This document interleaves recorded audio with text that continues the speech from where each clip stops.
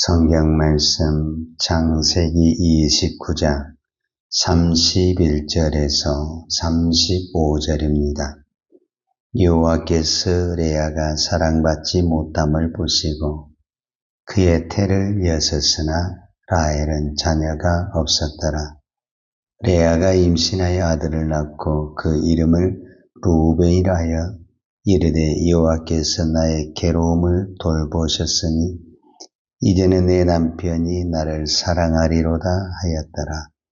그가 다시 임신하여 아들을 낳고 이르되 여호와께서 내가 사랑받지 못함을 들으셨으므로 내게 이 아들도 주셨다 하고 그의 이름을 시몬이라 하였으며 그가 또 임신하여 아들을 낳고 이르되 내가 그에게 새 아들을 낳았으니 내 남편이 지금부터 나와 연합하리로다 하고 그의 이름을 레이라 하였으며 그가 또 임신하여 아들을 낳고 이르되 내가 이제는 여호와를 찬송하리로다 하고 이로 말미암아 그가 그의 이름을 유다라 하였고 그의 출산이 멈추었더라.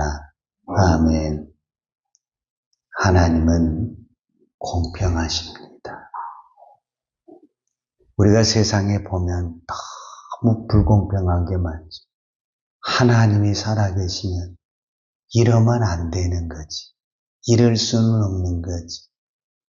우리가 그렇게 의분을 토하고 막 어떤 고통스러울 때가 참 많죠. 그러나 하나님은 너무너무 공평하십니다. 이 세상에는 부자도 있고 가난한 사람도 있고 많이 배운 사람도 있고 못 배운 사람도 있고 장애자도 있고 건강한 사람도 있습니다. 우리가 보기에는 저렇게 돈이 많으면 저렇게 잘생겼으면 무슨 걱정이 있을까? 무슨 염려가 있을까? 다 행복할 거야. 우리 이렇게 생각할 수 있죠. 그렇지 않습니다.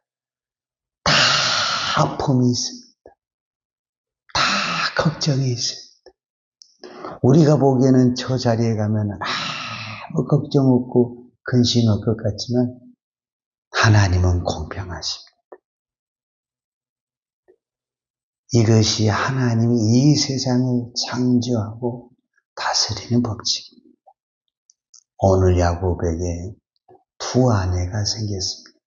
물론 라반의 딸이죠. 첫째가 레아고 둘째가 라헬입니다.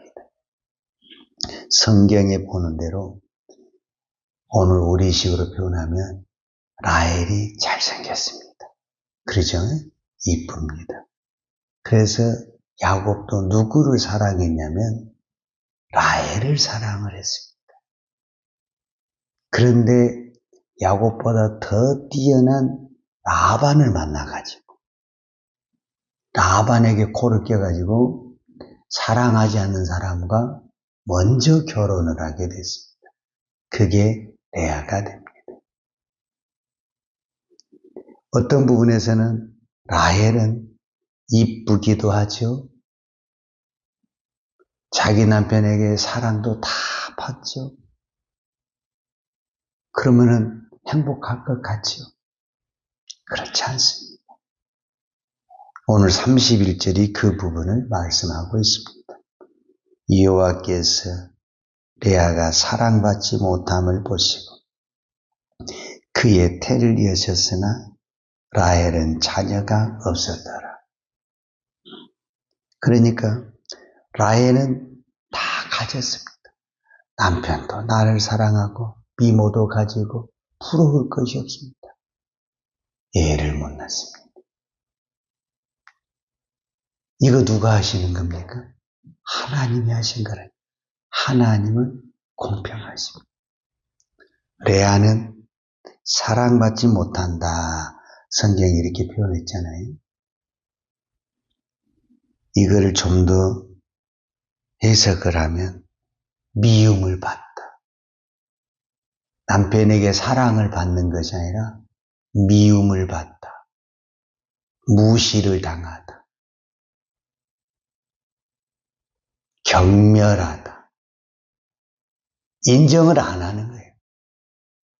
어떤 부분에서는 그런 거 있잖아요. 그러니까 야곱은 라헬을 사랑도 하고 인정을 하는데 레아에 대해서는 오히려 미워하고 조롱하고. 왜 그러느냐? 그의 아버지가 라반인데 라반이 속여서 레아를 넣을 때 레아가 동의를 했겠어요, 안 했겠어요? 동의를 안 하고 어떻게 들어옵니까? 그러니까 라반도 믿지만은 라반의 그 꾀에 같이 합작을 한 사람이 어떤 부분에서는 레아잖아요. 레아가 아버지하고 합작을 안 하면은 안 되는 거죠. 그러니까 이게 꼭 무엇과 같냐면은 야곱이 형 에서의 축복을 빼앗잖아요. 근데 이 모든 계략은 어디에서 나오냐면은 그의 어머니 리브가에서 나오는데 아무리 리브가가 좋은 전략을 짜도 야곱이 동의를 안 하고 결국 야곱이 누구 앞으로 들어갑니까? 아버지에게 들어가잖아요. 그래서 아버지를 속이고 결국은 축복을 받아내는 것처럼 똑같아요, 원리가. 그러니까 리브가와 야곱 꾀를 해서 야곱이 이삭에게 들어가는 거죠. 이제 여기서는 라반과 레아가 계략을 짜가지고 레아가 야곱에게 들어온 거잖아요. 그러니까 어떤 부분에서는 야곱은 충격이죠. 내가 형을 속이고 아버지를 속이고 축복을 다 챙겼다고 했는데 이제는 내가 그 라반과 레아에게 완전히 속아가지고 이 결혼을 해버렸으니 물릴 수도 없고 이럴 수도 없고 그리고 또 레아는 그냥 무조건 아기를 잘 낳는 거예요. 이런 여러 가지 환경들을 보면서 미워할 수도 없고 굉장히 그 고통스러운 그 부분이 야곱에게도 있었고 레아에도 있었죠. 그러면 과연 모든 사랑을 받는 라헬은 행복했냐? 라헬은 다 좋아요. 근데 오늘 성경에 표현한 대로 여호와께서 레아가 사랑받지 못함을 보시고 그러니까 하나님의 초점이 무엇인가를 봐야 돼요. 하나님은 이 세상을 공평하게 다스린다니까요. 그러니까 하나님은 항상 어디에다 더 눈을 두고 있냐면은 약한 자, 사랑받지 못한 자에게 훨씬 더 관심을 가지고 있습니다. 여러분, 사랑받는 사람은 가만히 놔둬도 사랑을 받게 돼 있어요. 그런데 사랑을 못 받는 사람은 뭔가 사건을 주지 않으면은 사랑을 받을 수가 없어요. 그러니까 레아의 입장에서는 라헬은 가만히 놔둬도 워낙 이쁘니까 이 사람도 사랑하고 저 사람도 다 사랑받고 인정을 받는 레아는 누구도 거들떠보지를 않은 거예요. 결혼을 시켜놔도 남편에게 사랑을 못 받는 이 여인, 이 상처와 아픔이 있는 이 여인에게 하나님은 더 많은 관심과 사랑을 쏟아부어줘. 그게 뭐냐? 레아에게 태문을 열어주셨다라는 겁니다. 오늘 성경에 보면은 레아가 4명의 아들을 낳아요. 이 4명의 아들이 거의 이스라엘 지파의 중축이 돼요. 루벤은 첫째가 되고, 그러죠? 그 다음에 시므온과 레이잖아요. 레이는 우리말 할대로 레이 지파, 제사장의 지파가 되고, 그 다음에 유다를 통해서 메시아의 족보가 나오게 돼요.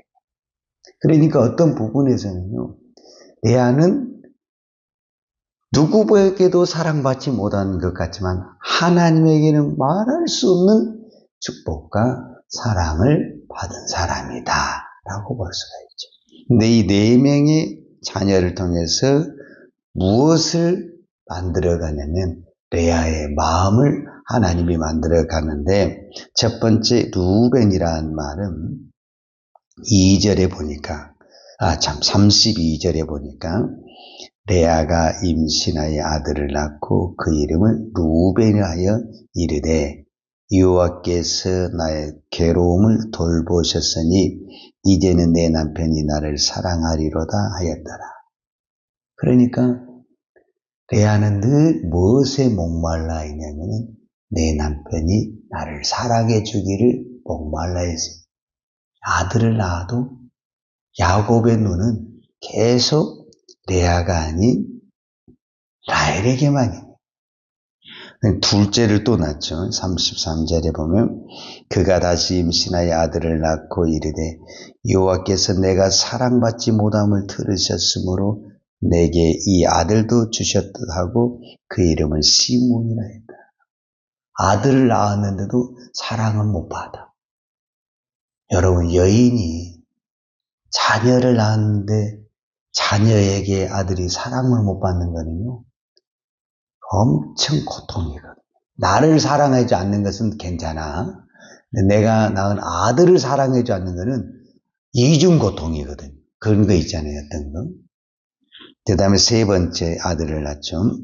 34절에 그가 또 임신하여 아들을 낳고 이르되 내가 그에게 새 아들을 낳았으니 내 남편이 지금부터 나와 연합하리라 하고 그 이름을 레이라 하였으며. 그러니까 아들은 낳는데 마음이 연합이 안 되는. 그래서 늘 레아는 남편의 사랑과 남편의 어떤 그것을 바라고 있었던 거예요. 근데 안 돼.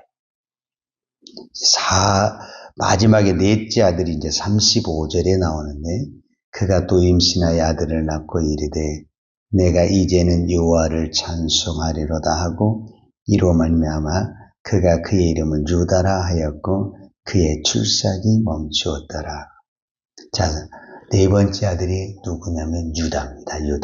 유다의 이름의 뜻이 찬양, 찬송이라는 뜻이에요. 찬송. 이게 무슨 말이냐면 첫째 레아가 첫째, 둘째, 셋째 아들까지 낳을 때까지만 해도 그의 모든 관심은 나한테, 그 다음에 남편의 사랑을 어떻게 하면 받을까, 여기에 초점이 맞춰져 있었어요. 근데 넷째를 딱 낳고는 눈이 떠졌어요. 이제 더 이상 사람의 사랑을 그것에 구걸하지 않냐고 하나님을 바라보는 눈이. 그래서 오늘 성경에 정확한 그 단어가 내가 35절에 그가 또 임신하여 아들을 낳고, 이게 이제 넷째 유다거든요. 그가 또 임신하여 아들을 낳고 이르되 내가 이제는, 중요한 단어가 이제는 뭐예요? 이제는 내가 다 남편이 나를 사랑하든 말든 누가 나를 인정하든 말든 나는 뭐 하겠든 하나님을 바라보고 하나님을 찬송하겠다. 이 신앙으로 올라가게 되는 것을 볼 수 있죠. 사실 레아는 이 자녀를 통해서 믿음의 훈련을 시켰다라고 볼 수가 있고, 그 다음에 이 야곱은 라반과 라헬을 통해서 야곱의 그 모난 부분들을 훈련을 시켰다라고 볼 수가 있습니다. 그래서 오늘 저와 여러분은 내가 만나는 모든 사람들은 친절한 사람도 있고 나를 시기하고 질투하는 사람도 있고 여러 사람이 있지만 그 모든 사람들은 하나님이 나에게 붙여줘서 내 믿음을, 나의 성질을 다듬어가고 계시다라고 말할 수 있죠. 때로는 자식이 나의 속을 뒤집죠. 그 내 속을 뒤집는 것이 아니라 속을 다듬고 있다. 은혜가 되죠. 이게 참 어려운 얘기죠. 또 부부 관계에 있어서도 속을 뒤집을 수 있죠. 그럴 때 내 속을 뒤집는다 생각하지 말고 내 속을 다듬고 있다. 이렇게 생각할 수가 있죠. 또 내가 아는 친척이나 친구나 이웃이 또 이렇게 뒤집을 수도 있지요. 이 모든 것들은 우리가 그냥 일어나는 것 같고 우연인 것 같지만 하나님은 결국 사람을 통해서 우리를 훈련하십니다. 이스라엘 백성이 애굽에서 나와가지고 가나안을 갈 때 어디를 통과하죠? 광야를 통과하잖아요. 광야. 그럼 우리도 지금 광야를 가야 될까요? 안 가야 될까요? 똑같아요, 원리는.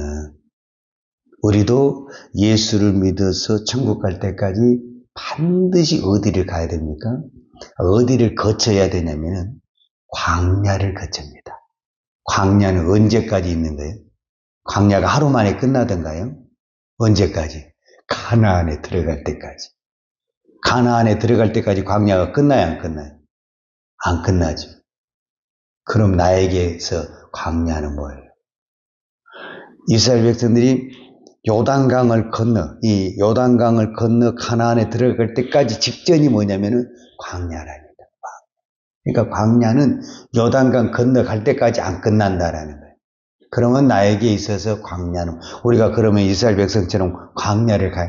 거기는 지역적인 광야고, 오늘 저와 여러분에게는 이 환경이 광야인데, 그 환경의 중심이 누구냐? 인간입니다. 인간. 그러니까 이 시대의 광야는 누구냐? 인간. 그 인간이 자식도 될 수 있고, 이웃도 될 수 있고, 부부도 될 수 있고, 직장도 될 수 있고, 내가 부딪히는 모든 그 인간이 뭐다? 광야다. 왜냐? 인간의 관계는 언제까지 되는 거예요? 내 목숨이 살아있을 때까지 인간의 관계는 끊을래야 끊을 수가 없어요. 이것이 인간. 그래서 이스라엘 백성들에게는 광야를 통해서 훈련을 시켰고, 이 시대는 광야가 인간이라니까요. 그러니까 내가 만나는 모든 인간은 광야입니다. 그래서 그 광야에서 쓴뿌리도 나오고 단물도 나오고 때로는 기적도 나오고 표적도 나오고 그러는 거예요. 그러니까 우리가 만나는 모든 사람을 통해서 어떤 사람에게 쓴물도 나오고 단물도 나오고 기적도 나오고 찬송도 나오고 그렇게 되는 거예요. 오늘도 우리는 지금 광야의 길을 가고 있습니다. 불평하지 말고 잘 이겨내시기를 축복합니다. 기도하겠습니다. 하나님 아버지 감사합니다. 오늘도 저희들을 이 새벽에 부르시는 것은 하나님의 섭리요, 하나님의 뜻이요. 오늘도 우리를 하나님의 길로 인도하시려는 하나님의 계획이 있음을 믿습니다. 때로는 우리가 환경만 바라보고 사람만 바라보고 하나님의 뜻을 깨닫지 못하고 불평할 때도 있고 낙심할 때도 있지만 이 모든 환경과 인간관계 속에서 하나님은 나를 믿음의 사람으로, 기도의 사람으로, 성령에 충만한 사람으로 세워가신 줄 믿습니다.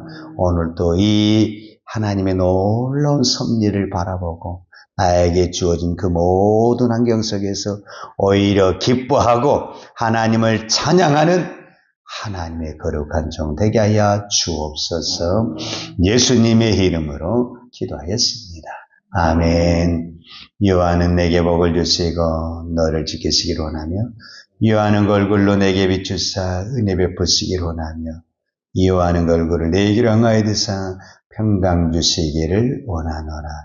이제는 나 같은 죄인을 불러주신 우리 주 예수 그리스도의 은혜와 독생자를 아낌없이 보내주신 아버지 하나님의 그 크신 사랑과 성령님의 교통하심과 충만하신 은혜가 오늘도 이 광야 같은 세상에서 오직 성령의 힘으로 승리하며 살기를 원하는 사랑하는 죄종들 머리머리 예와 이 나라의 민족과 한국 교회에 온 열방의 이 생명의 복음을 증가하는 선교사님들 예와 사랑하는 주의 자녀들 머리에 이제부터 영원토록 함께 있을지어다. 아멘.